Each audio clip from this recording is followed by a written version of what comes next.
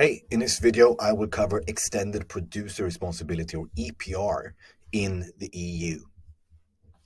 The Packaging and the Packaging Waste Directive requires member states in the EU to set up national systems for the return, collection, reuse, and recovery of used packaging, essentially setting up waste collection stations and also national systems for recycling packaging materials, cardboard, plastics, and so on.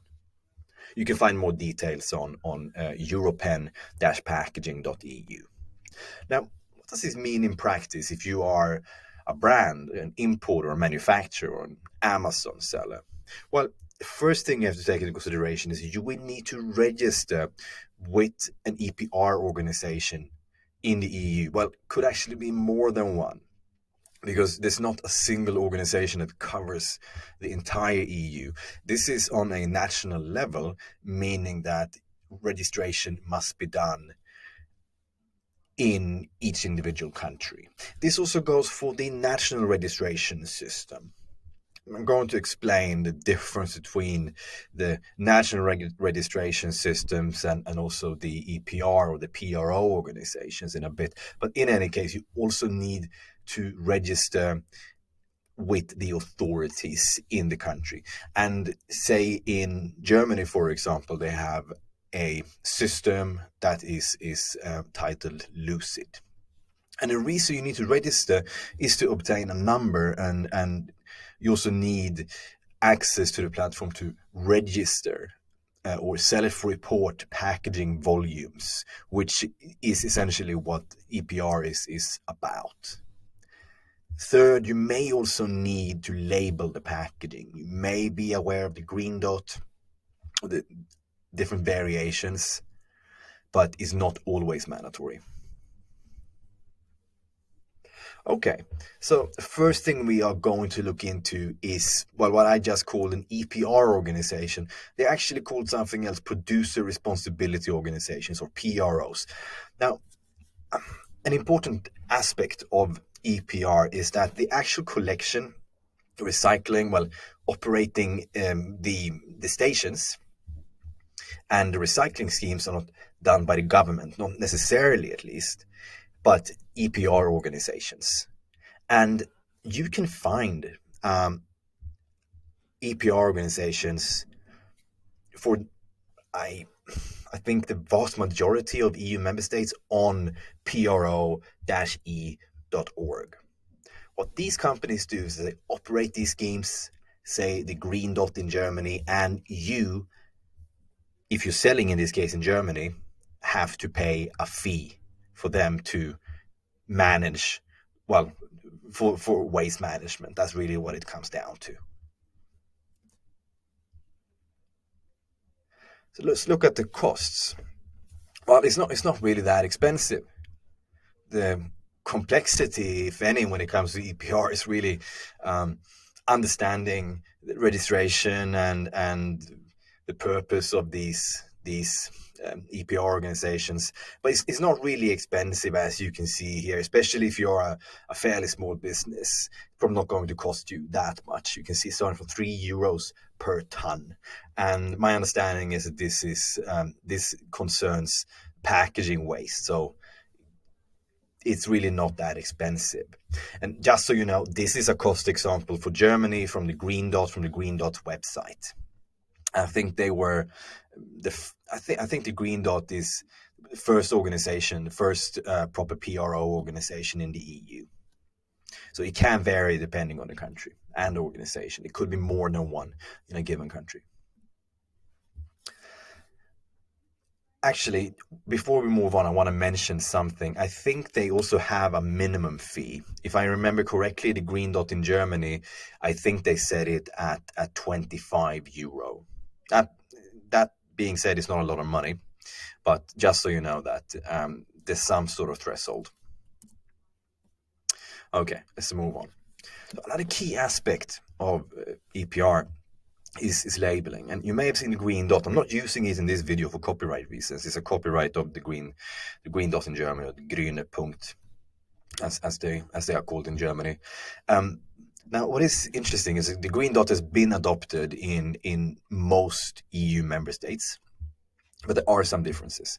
So these are just a few examples. Now, keep in mind, EPR is EU-wide. Is not only something that concerns Germany, Spain, and France, but I just have to use some examples here. I'm not going to cover every single EU country. Now, in Germany, using the green dot is optional. That being said, EPR registration is required, but using the green dot printed on the packaging is optional.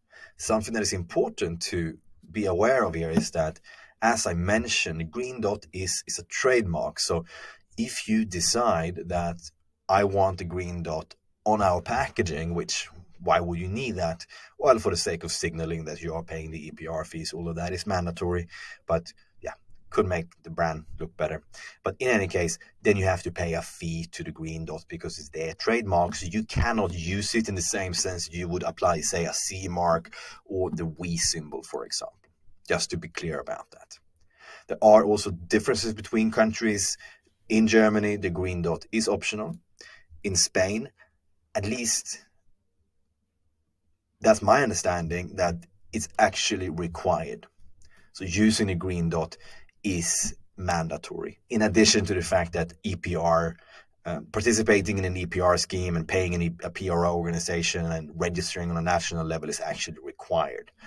And to make this a bit more complex, there are also national differences. The most notable example would be that of France, where they, for some reason, decided not adopt the green dot, but go for their own symbol, which is the Triman or the Triman logo instead. Yeah, why keep things simple when they can be complex? But in any case, there's been some discussions about that, and I think it may be the case that they may be forced to accept that, the green dot.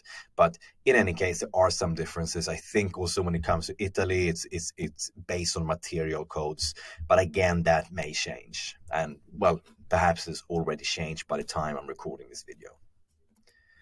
Okay, let's look at EPR and what EPR means for Amazon sellers.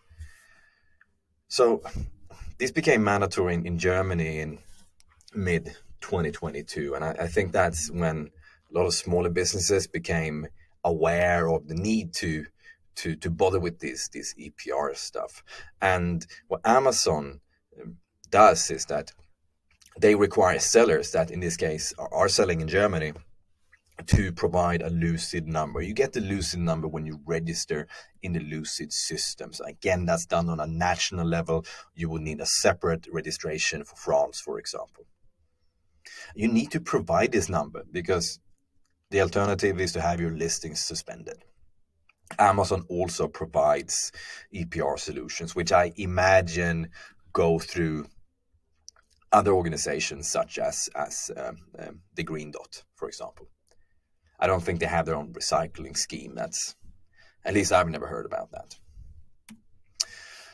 Okay, so let's try to wrap this up. Hope I didn't confuse you too much. But if we break this down, I would say that the first step is to register with the national authorities. Again, that could be LUCID in Germany. I keep using that as an example. Step 2, find an EPR organization or a PRO organization and pay the required fee. And again, that's done on a national level. It could be more than one organization available in a given country. And my recommendation for finding an EPR or a PRO organization would be to go to the Pro Europe website. And step 3, confirm if the green dot or any other symbol is required or optional.